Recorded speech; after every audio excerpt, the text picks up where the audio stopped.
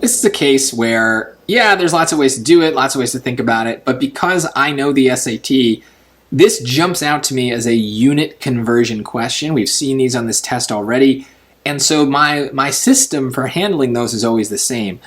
I don't trust myself to figure it out in the moment because the SAT is designing these questions to trick me. They're designing it so that I multiply when I'm supposed to divide, or I divide when I'm supposed to multiply. And so I need a system that prevents that mistake because it's a common mistake, and even smart people make it. So the really smart people put a system in place to prevent it.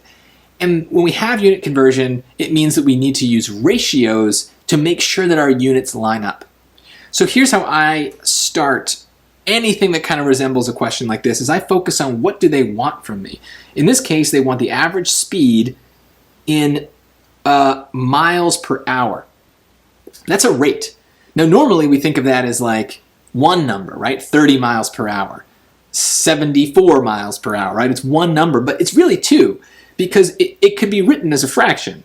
We want however many miles in 1 hour, right? The reason we think of it as one number is anything over 1 is itself, right? 3 over 1 is 3. 12 over 1 is 12. So we ignore the 1, but it's there as if we want it, and we want it right now because we want to create a series of fractions to capture all the different rates that are occurring in this question. So what I would look for now is another rate that kind of mimics this one. Is there something in the question? 11 miles in 26 minutes. So on the other side of the equals, I'm going to create another rate using that piece of information, right? So 11 miles in 26 minutes. This time it's a little bit more clear that we have two numbers. The problem, though, is that I don't want minutes, right? So the way that this system works is we're trying to make sure the units line up. So I have miles on the top and miles on the top on both sides of my equals. That's a good thing. That means that part is right. But on the bottom, I have hours on one side and minutes on the other, so I need to change something. And we're going to use other rates to do that. And we use the units to make sure that I know if I'm multiplying or dividing correctly. So what's the other rate? Well, how would I go from minutes to hours? Well, I know that there are 60 minutes in 1 hour. And now, because I'm multiplying, and these are fractions, if I have the same thing on the top and on the bottom, those things cancel out. That's how we reduce fractions, right? The same number is on the top and is on the bottom, we cancel it out. So in this case, it's not a number, it's a unit. I have minutes on the top, minutes on the bottom, those reduce each other out and go away. And now I see, oh, I have hours to hours. That's the comparison I want to make. That's the ratio I really want to set up.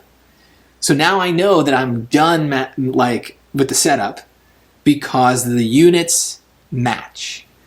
And now I can do the arithmetic piece, which means let's just simplify the right side. Let's clean it up. We multiply across the normal way that you would multiply fractions. So we get x miles, or I can ditch the units now because I know they work. X over 1 is equal to 11 times 60, which is 660, over 26 times 1, which is 26. And because x over 1 is really just x, right?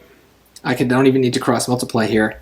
I can just do that division. 660 divided by 26 is 25.3846, and read the instructions. They want the nearest tenth of a mile, so that is going to mean reducing or rounding that to 25.4. If you just put 25, you'd be wrong. If you put 25.3, you'd be wrong. They mark that off. So make sure you follow the instructions when you have to round, and don't round until the end if you can avoid it. Like that's what we really want. And if you have to round in the middle, include more decimal places than you think you need so that you don't lose something in the rounding in the middle. So there you go. 25.4 is the answer. And maybe, yes, you could have gotten this without doing my method, but trust me, I know what I'm talking about. I do this method for a reason. These questions can get harder, And doing it this way for the easy ones prepares you for those situations and prevents mistakes that you don't see coming. And that's always what we want. A lot of our mistakes on the SAT, we don't see them coming. So we need to prevent them before they happen. This is one way to do that.